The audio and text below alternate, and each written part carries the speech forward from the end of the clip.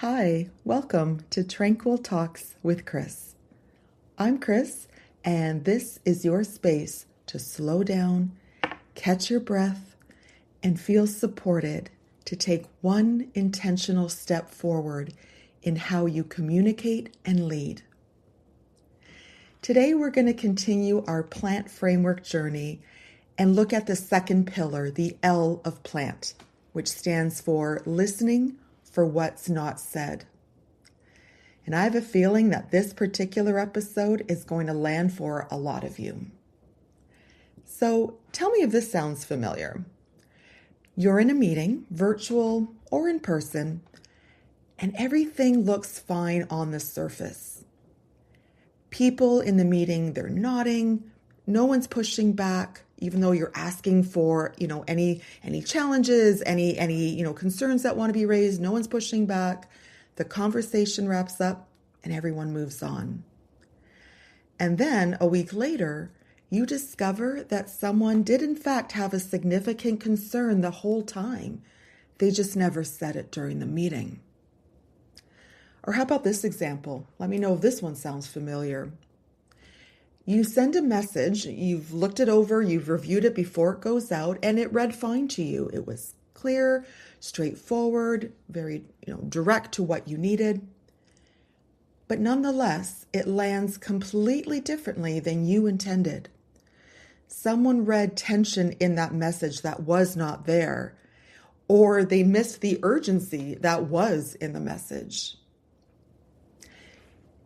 These kinds of situations or moments happen constantly, especially in hybrid environments.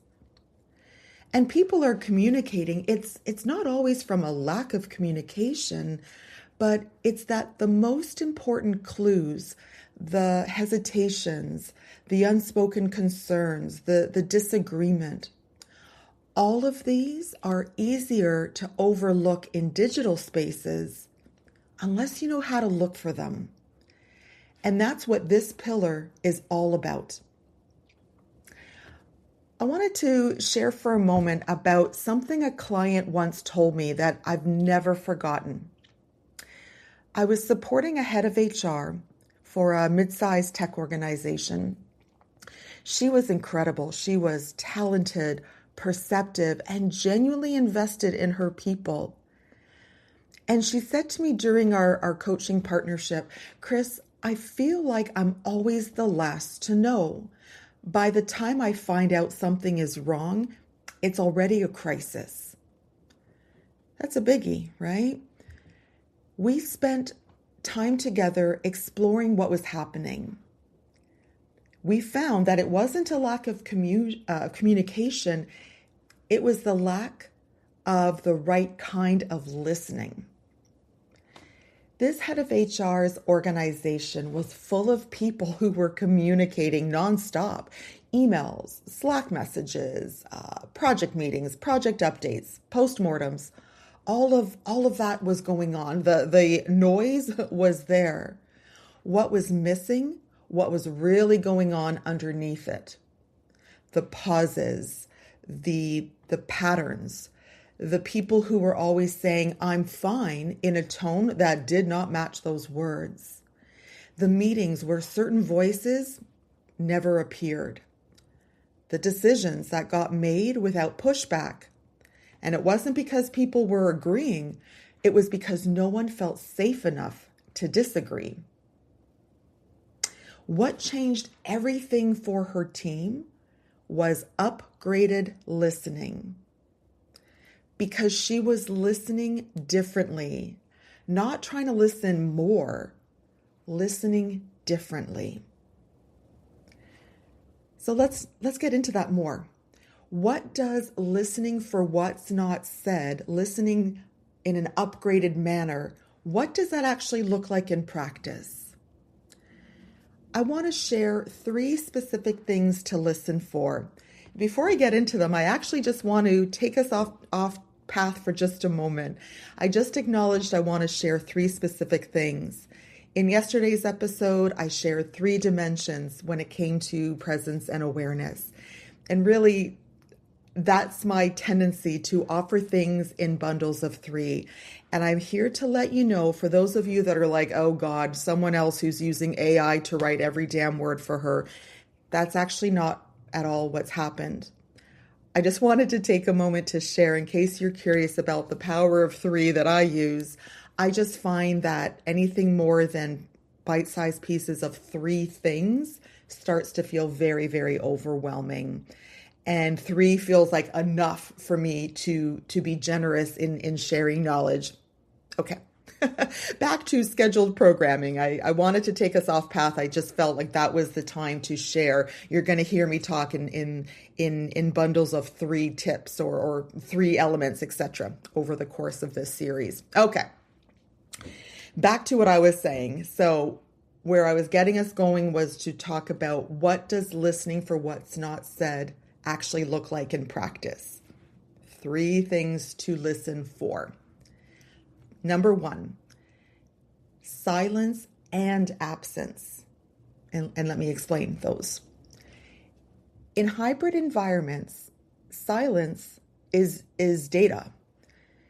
The person who used to contribute actively in meetings and now they stay on mute. The team member whose messages have started becoming much shorter and they read with a more clipped tone, or the leader who stops asking questions. So those are some examples of silence. Absence is also data. And here I'm talking about who isn't in the room, virtually or physically, for conversations that they used to be part of or should be part of, whose voice is consistently missing from decisions. These patterns with regards to your silence in your organization and the absences in your organization, these patterns tell you something very much worth being curious about. I want to offer you a couple of tips in how to hone in on the silences and absences. My first tip is what I call the missing voice audit. And here's what I want you to do. After your next team meeting or leadership session, take 5 minutes before you move on with your day and ask yourself one honest question. Whose voice was missing from that conversation? Not just who was physically absent, whether on Zoom or in person, but whose perspective, whose concern, whose genuine reaction never made it into that room. Then go on and write down the names, 1 or 2 names, however many names are coming up for you. Then ask yourself why. Why were they not invited? Or do they tend to go quiet in group settings? Is it possible they've learned that speaking up doesn't change anything? You don't need to fix it immediately. What I would love for you to do, though, is to start tracking the pattern. Because the voices that are consistently missing from your conversations are often holding the most important insights your organization needs to hear. As another tip, this one I call the silence curiosity practice. The next time you notice someone going quiet in a meeting or a conversation, resist the instinct to fill the space and also resist the instinct to just move on. Instead, after that meeting or conversation, reach out to that person directly and simply say to them, I noticed you seemed quiet today.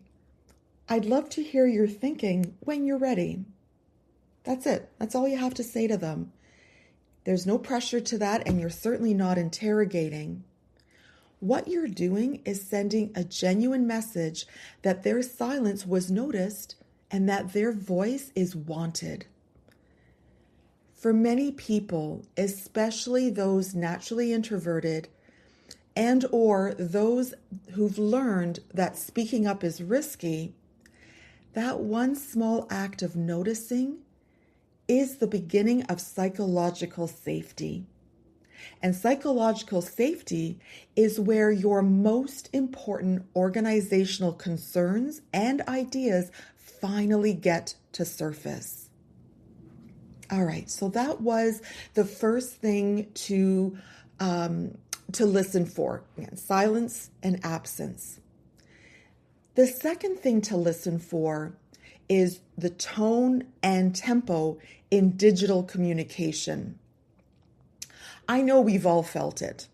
A message that reads fine on the surface, but feels off somehow. Or the response that comes back too quickly, and not only too quickly, it feels dismissive. Or getting an email from someone who's always been very warm in their communication over email, but now they're unusually formal. For hybrid teams, tone is, of course, obviously carried in the texture of written communication. So things like message length, punctuation, response time, the word choice, all of these tell you something. Things that are worth noticing before you respond. I've got a couple of tips for you here on how to nurture listening for tone and tempo. My first tip I call the texture pause. Before you respond to any written message that felt slightly off, whether it felt a little cold, a little more formal than usual, what have you, anything that felt a little off, build in a texture pause. And what I mean by that is, instead of responding immediately to the content of the message, take 60 seconds to notice the texture of it first. Ask yourself, does this feel different from how this person usually communicates with me? Is the message shorter than normal? Is it more formal? Did it arrive at an unusual time than it typically tends to? You're not looking to diagnose. You're simply looking to notice. And sometimes what you notice will tell you that a quick reply isn't in fact what the moment needs. What you should be looking to do is holding a human conversation. Another tip I want to offer you is what I call auditing your own digital tone. If you want to try this tip, go back whenever you feel ready to try this. Go back and read maybe 3 to 5 of your own recent messages, whatever you use most, whether that's emails, Slack messages, your choice, whatever you use most. Go back and read those messages as if you are receiving them for the first time from someone you don't know well. And ask yourself honestly, as you're reading through them through that lens, how do these land? Do they feel warm or do they feel more clipped? Are they clear or are they ambiguous? Do they feel inviting or do they feel more closed off? I've had some clients try this little exercise or experiment, and some have been genuinely surprised by this exercise. Their intentions were never poor with their message, but the gap between their intended tone and the received tone in written communication was wider than they realized. So knowing your own digital tone is the first step to designing it more intentionally. Okay, let's now move into the third specific thing to listen for. The third is what's conspicuously missing from conversations. Now this one is the most subtle and also most powerful form of listening. It's the topics that never come up in your team meetings, even though they clearly should, or it's the questions that aren't being asked that you would figure would be asked. It's the concerns that are being danced around or tiptoed around rather than being named directly. The absence of certain conversations is often the loudest message of all because it usually means one of two things. Either people don't feel safe enough to raise it, or they've learned that raising it doesn't go anywhere. Either way, both are worth knowing. As always, I like to offer at least a pair of tips to help you get going. For this dimension or specific thing to listen for, the first tip I want to offer is what I call the elephant naming practice. Think about your last 3 team meetings or leadership meetings. Is there a topic that keeps almost coming up, but then gets skirted? Or is there a tension that everyone seems aware of, but nobody is naming directly? Or maybe it's a decision that keeps getting deferred without a clear reason why. That is your elephant. And elephants in hybrid orgs are expensive. They consume energy. They're slowing your decisions. And I can guarantee they are eroding trust over time. So practice naming one elephant directly, calmly and curiously. It can be as simple as saying this: I want to make sure we're talking about the things that actually matter. And I've noticed we haven't directly addressed X. Can we take 10 minutes to do that now? Naming it is an act of leadership, and it gives everyone else in the room permission. It gives everyone that permission to stop pretending that they haven't noticed it too. And the other tip I want to leave you with is what I call the conversation health check. At the end of each week, spend just 5 minutes asking yourself 3 questions about the conversations that happened in your org that week. And these questions are, number 1, what topics came up easily and openly? Number 2, what topics felt more guarded or didn't come up as easily or openly? They were more perhaps surface level. And 3, what important topics didn't come up at all that should have? What you're doing here is building a listening practice that operates above the level of individual conversations. You are noticing patterns across your communication system rather than just responding right to what's in front of you or to what feels most immediate. This is the exact kind of listening that helps surface organizational risk early, before it becomes escalated or a crisis. And it simply, beautifully takes just 5 minutes a week. Okay, 3 specific things to look for. I gave a couple of tips per. I referenced this in yesterday's episode, and I'm going to remind or add this in every episode for the rest of this week as we look at plant, which is that the practice guide, which is a written compilation of the 3 things that I'm having you walk away with, along with the pairs of tips that accompany each of those 3 things. That's going to be attached to the podcast episode. So if you are like me and you like taking notes as you're listening to a podcast, you're feeling like, cool, I'm learning things, or she's helping me think about things differently. That's cool. If you're feeling like you haven't caught it all, I got your back. Again, it's always going to sit as an accessible resource or PDF from my Google folder. So all good. Please know that. And with all of that shared, I want to offer a specific experiment that I would love for you to action for this week. And the experiment specifically for L is a listening audit. What I want you to do is in your next team meeting or one-on-one, set yourself one intention. And that intention is notice what isn't being said as much as what is being said.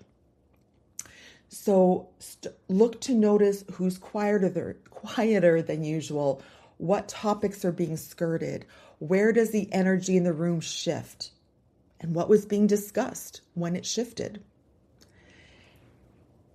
Please don't feel you have to act on everything you notice.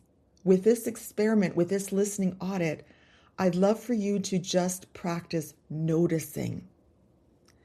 Because I'm here to tell you that the leaders who hear what's not being said are the ones their people trust most deeply. And trust, as you and I know all too well, is the absolute foundation everything else is built on.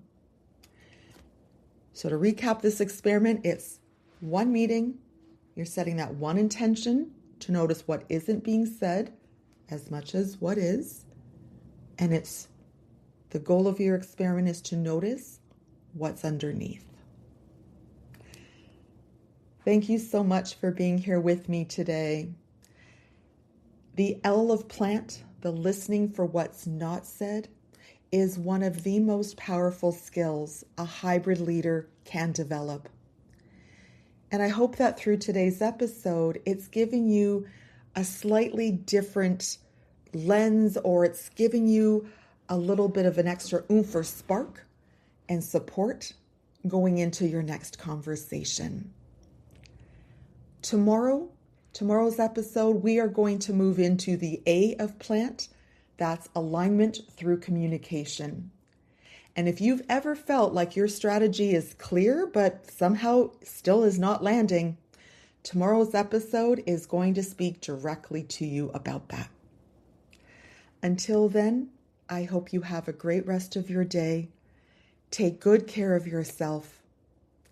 Here at Tranquil Talks with Chris, you are always welcome here, and you belong. Cheers.